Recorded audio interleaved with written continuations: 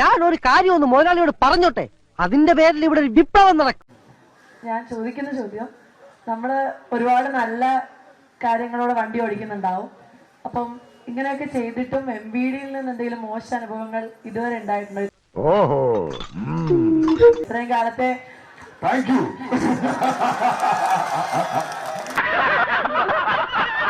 ഞാൻ നിങ്ങളുടെ കോൺവെർസേഷനിൽ ഒരു ടോപ്പിക് ആവാറുണ്ടല്ലോ. അപ്പൊ ഞങ്ങൾക്ക് എല്ലാവർക്കും MVDയോട് പറയാനുള്ളത്, ഇവിടെ വരുന്ന അലോയ് വീൽസ്, വണ്ടിക്ക് വരുന്ന എക്സ്ട്രാ വരുന്ന ആക്സസറീസ്, കൂളിംഗ് ഫിലിം, ഇതെല്ലാം നിങ്ങൾ ബാൻ ചെയ്യാൻ ഗവൺമെന്റിനോട് പറയണം.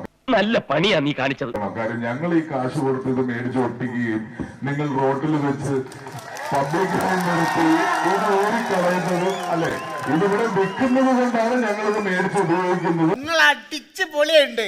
ഞാനോ? നിങ്ങളതിൽ അടിച്ച് പൊളിയാ. ഞാനാ നന്നായത്. ഇതിവിടെ വെക്കുന്നത് കൊണ്ടാണ് ഞങ്ങളിത് മേടിച്ച് ഉപയോഗിക്കുന്നത്.